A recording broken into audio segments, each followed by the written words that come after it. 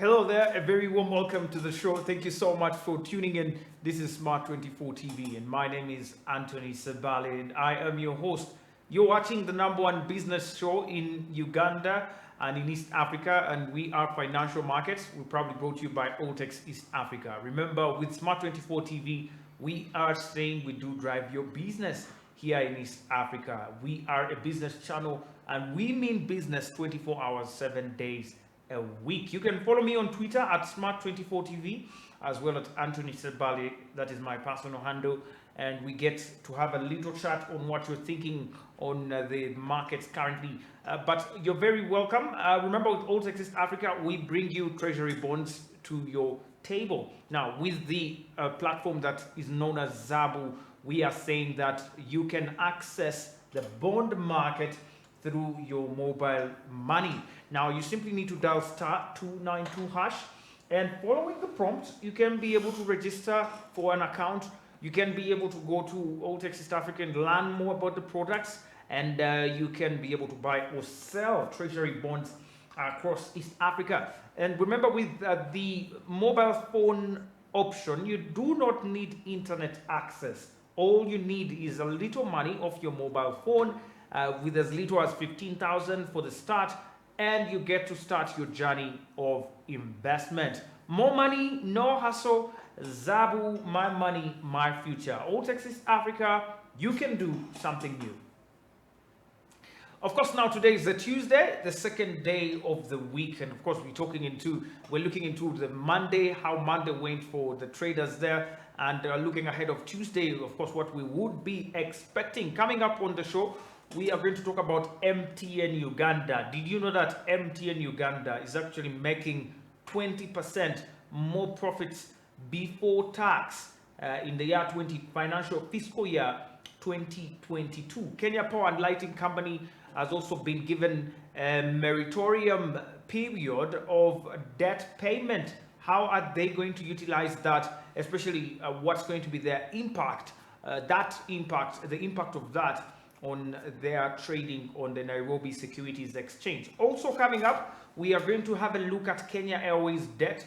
Is the government of Kenya going to actually be able to meet the target of repaying the debt that Kenya Airways is currently holding? More of that coming up later on the show. But let's get started with the Uganda Securities Exchange, having a look at, of course, the biggest traders for the Monday trading. In aggregate, on Monday, we had just 4 equities participate in trading, a little more than what we had on Friday. If you followed the markets on Friday, we had a couple of much fewer stocks trade on Friday. But on Monday opening, the day was Uganda Clays Limited with the biggest volume traded on the day. At least a count of about 173,600 shares were actually traded on the Uganda Clay stock on the Uganda Securities Exchange. This was followed by the Stanbic Bank Uganda stock, coming in at 100,000 shares that were traded on the exchange. Bank of Baroda Uganda had at least 41,900 shares traded, and in the fourth place was none other than MTN Uganda with just 500 shares. Now, when you look into the trading details, we had actually no gainers at all on the market. That was quite disappointing, but we had at least disappointingly 6 losers on the day's trading. The other side of the coin, however, that is when you look at the volumes and the deals that were made, there was a very great improvement comparing the trading with Friday. At least the volumes appreciated or increased by 439% comparing with the Monday trading with Friday trading, meaning there were more shares actually that were bought on the market. Also, the turnover, the overall amount of money transacted increased by 142%, comparing that with the Friday tradings. Currently, the market capitalization of the exchange is just above 20 trillion, 20.1 trillion to be approximate, and that is in Ugandan shillings. Now, the losers on the market were all cross listings from Nairobi Securities Exchange. And coming at the bottom was none other than Equity Bank Limited. Yes, Equity Bank Limited stock traded at least 1.78% lower on Monday, closing at a price of 1,240.8. Remember, my dear viewers, this is the season of AGMs. It's a season of release of financial results. Well, probably AGMs a little later, but at least we know that the fiscal year is ending for most of the companies, and around March, that's when we have most of their results published. Now, under the USE listing rules, is the rule to actually make the financial results public and actually publish them in a newspaper. So that is one of the requirements that the USE has. And so as a shareholder, I want you to be on your toes and be able to keep track of what's happening on all your companies and what's happening in your portfolio at the moment, because it's going to be able to count a lot, like we shall see later on this year. Equity Bank Limited traded lower, at least 1.78%, like I mentioned earlier, and closed at a loss of 1,240.84.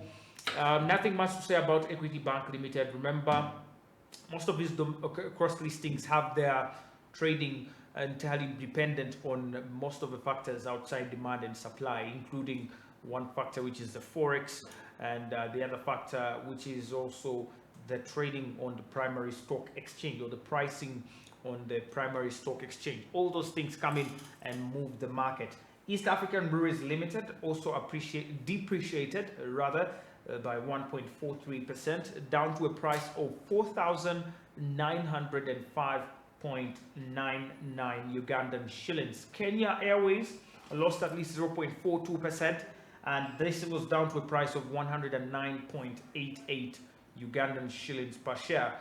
We're going to later on look at the debt there that Kenya Airways is still struggling to pay. Remember, the government of Kenya promised to bail out Kenya Airways out of this debt, but will it be able to meet the target timelines? Will it be able to actually beat the deadlines of especially lenders like Exim Bank, which are actually currently on the neck of Kenya Airways to pay back this debt?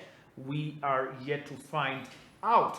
Now, Jubilee Holdings Limited stock also fell by 0.42%, down to a price of 5,111 Ugandan shillings, and Centrum Investments lost at least 0.42%, down to a price of 258.21 Ugandan shillings. NMG, or Nation Media Group, lost 0.08%, down to 424.61 Ugandan shillings per share. And those were the losers on the day, none of them participating in the market trading for Monday.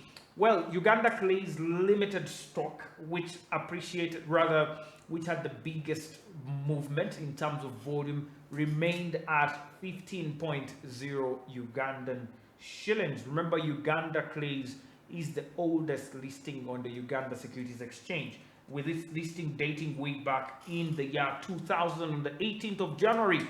It was a very fast listing from becoming from actually a public, from a government-owned entity to a public entity back then in 2000. Currently, the company has at least about 13.5 billion Ugandan shillings in market capitalization, and this represents close to 0.067% of the entire Uganda Securities Exchange. So a pretty small share of the exchange.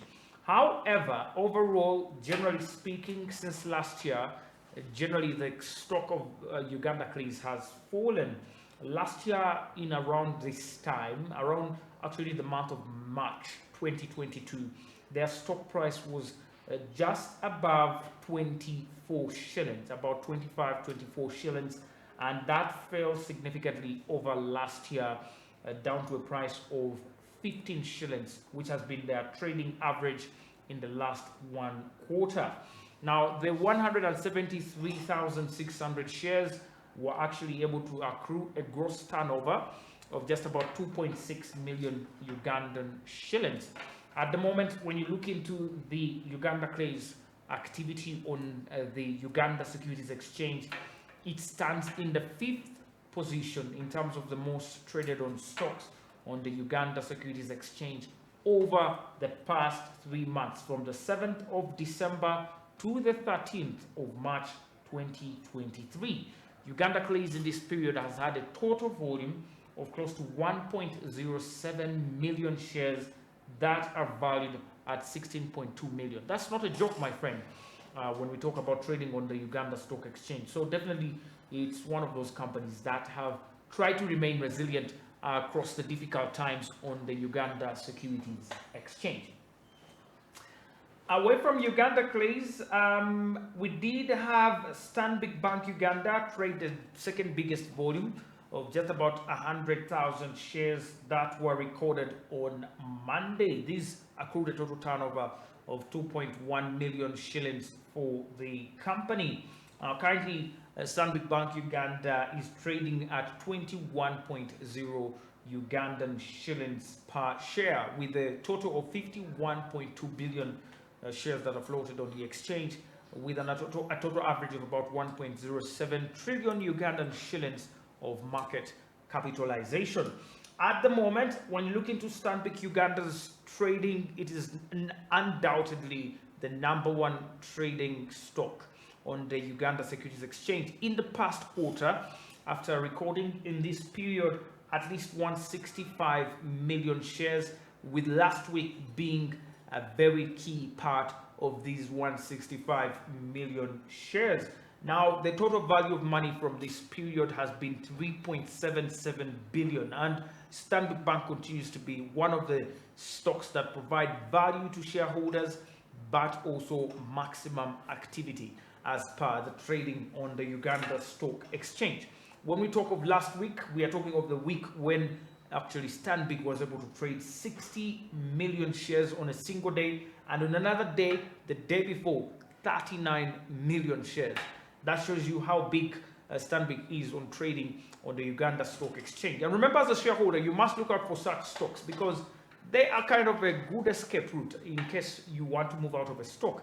It's they provide liquidity, they give you value for money. Sometimes they're even good at dividends, because there's a reason why shareholders are particularly interested. So as you, an individual, you must also be interested in what other people are interested in, not what everyone is disinterested in. But that's the stock currently at Stanbic Bank Uganda, and one of the currently most traded on stocks here in Uganda, and providing also a dividend. Last year they gave out 100 billion. We don't know what's going to be like in this fiscal year. Financial institutions have been through a series of troubles with the suspension of dividend issuance last year, and last year but one, and last year but two as well. So there's been a lot of ups and downs, but the Stanbic stock has been one of the most resilient.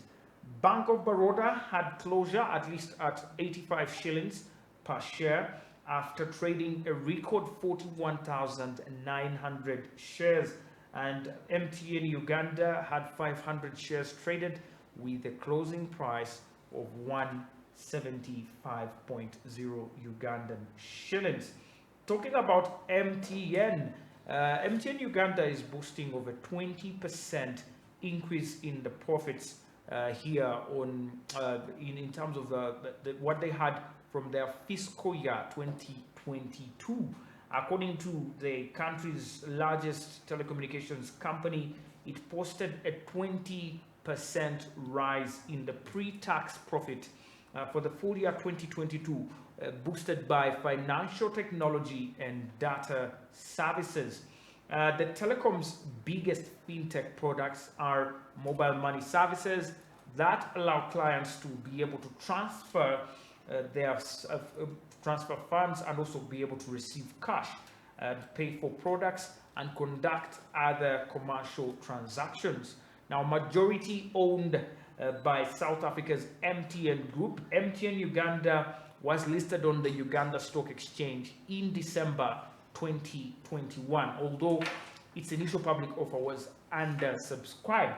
MTN Uganda CEO Miss Sylvia Mulingia, who has just been recently crowned CEO of the company, said that the fintech and data business services actually have led to the rise in the pre-tax profit to 591 billion Ugandan shillings from 491 billion Ugandan shillings in 2021. That's comparing 2022 to 2021. When you look also at MTN Uganda, it has a subscriber base, the biggest subscriber base here in Uganda, of at least 17.2 million subscribers, chiefly competing with the unit of India's Bharti Airtel. Now, the proposed dividend of 5.5 Ugandan shillings per share, that was about 0.0015 US dollars, which would bring the total dividend of 2022 to 15.9 Ugandan shillings per share. Are you seeing what I am seeing? Definitely, probably we're looking forward to a bigger dividend this year for MTN Uganda. As a financial analyst, I am so hopeful about MTN Uganda this time round, and I hope that this will also result into capital gains for shareholders who are looking at the capital gain side of things on the Uganda Securities Exchange. But at the moment, I can assure you that MTN Uganda is coming out big out of the 2022 fiscal year, definitely as per the data that I have currently.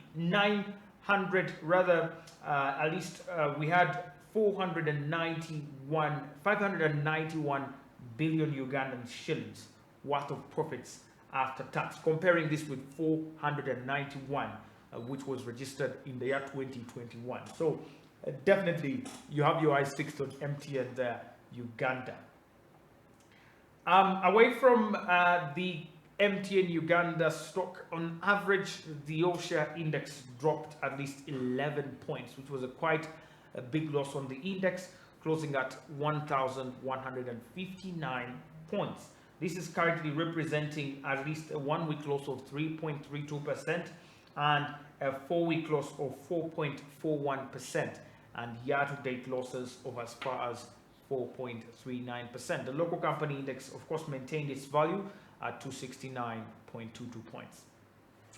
That's the trading, my friend, from the Uganda Securities Exchange. Allow me cross over to Nairobi briefly and have a look at the stocks there before getting to the US stocks. Now, Nairobi Securities Exchange had a quite bear market, just like we had here in Uganda, with 46 listings participating in the trades. Now, the day ended with at least 14 gainers and 21 losers. The gainers were led by Stanley Fahari Income REIT, who had a gain of at least 9.9% in share price, closing at a 6.66 Kenyan shillings per share. It was followed by Trans Century Business, which gained at least 7%, and Flame Tree Group Holdings gaining at least 4.84%, and the Ever Ready East Africa at least gaining 4.76%. On the losing side, Car and General Kenya came out last with an end of day price depreciation of at least 8.95%, down to a price of 30 Kenyan shillings, and as well Uchumi Supermarket losing 5%, and Safaricom 4.85%. Kakuzi turned out with a loss of 3.69%. In terms of volumes, Safaricom, you can guess as well, came out with the biggest volume of at least 3.23 million traded shares for Monday. And it was followed by Kenya Power and Lighting Company at 671,200 shares, and HF Group, or Housing Finance Group, at 563,400 shares, whereas Ken General had 221,000 shares. Now, talking about Kenya Power, there has been a debt that has been lingering around Kenya Power for quite a long period of time. Now, there seems to be an array of hope as Kenya Power Lighting Company has secured a one-year extension for the repayment of their 25.12 billion Kenyan shillings. Now, this is owed to the government in a move to be able to seek to give the electricity distributor breathing space to restructure its commercial debt and also strengthen its cash flow position. This comes as the utility company reported a 37.65 billion Kenyan shillings, that's at least 294 million US dollars expenditure on expensive power in the month in the 12 months ended June 30th, 2022, as discussions on whether to terminate the long-term power purchase agreements with independent power producers falter. Now, the Kenya Power has at least 50.08% owned by the state, and the 49 point at least 92% owned by external parties, and that is according to its annual report in 2022, that it has obtained an extension of an unlent debt repayment moratorium, which is to be approved by the National Treasury, mounting to at least 25.12 Kenyan shillings.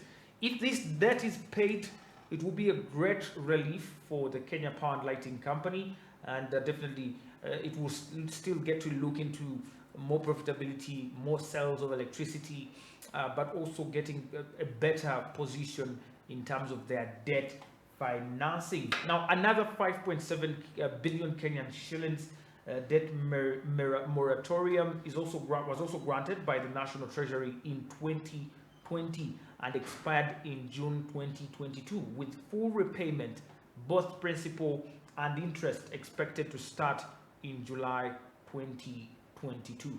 The company remained in a negative position of at least 55.74 billion Kenyan shillings as at June 30th, 2022. And that's the trading, my friend, from the Kenyan bourse. But in aggregate, when you look in the indices plummeted at least 2.86 points and closed at 115.03 points. And when you look at the other major indices, the NSE 20 and NSE 25, both lost at least 0.65% and 1.38% respectively. That still withstanding, the Nairobi Securities Exchange witnessed a 70% improvement in the volume and at least a 38% improvement in the turnover and 12% improvement in the number of deals that were carried out on the NSE. That's it from Nairobi. You can check out more at our website, www.smart24tv.com, for more of your latest content on the stock markets here in East Africa. Now let's get to cross over to the US, where there's been a very busy start of the week this time round. Now the US stock market got smoked on Friday, rounding out their worst week so far this year. Federal regulators closed tech-focused lender Silicon Valley Bank in the biggest US bank failure since the financial crisis in 2008. President Joe Biden addressed the nation on Monday morning regarding the collapse of the Silicon Valley Bank, and Biden said that no losses will be borne by the taxpayers, and he assured the customers that they would be protected from this crisis. The president also vowed to ask Congress and the US bankers and banking regulators to strengthen the rules of banking in the United States. Now, starting off the week on Monday, the stocks had a very sour sentiment from, of course, the federal banking regulators as they took aggressive actions to stem the fallout of Silicon Valley Bank's failure. The S&P 500 declined Monday morning at least 1.1%, and the Dow Jones Industrial Average dipped at least 0.3%, while the contracts on the technology-heavy Nasdaq Composite dropped 1%. Thank you, my friend, for joining us today. There you have it. A lot more coming your way on Smart 24 TV throughout the day. It's a Tuesday, and it's the 14th day of the month of March. We are still celebrating women in this month, and how I wish more women got involved in the financial market business, in trading, in becoming investors, in enlarging their portfolios if they already have some, and getting to enjoy the journey of investment together. Remember, you can start your journey of investment with AltExist Africa. Simply dial *292# to experience the magic at AltExist Africa and get to buy yourself the latest treasury bonds on the treasury bond market in East Africa. This is one of a kind opportunity for you to transfer funds from your mobile money with as little as 15,000 shillings and as high as I don't know how many millions of money that you can be able to put aside for investments. AltExist Africa is proudly, it's actually one of the bodies that is regulated by the Capital Markets Authority and gives you chance to invest. And with AltExist Africa, we are saying you can do something new. There you have it, my friend. Have a very wonderful day. My name is Anthony Sebale. Keep watching Smart 24 TV. A lot more is coming your way.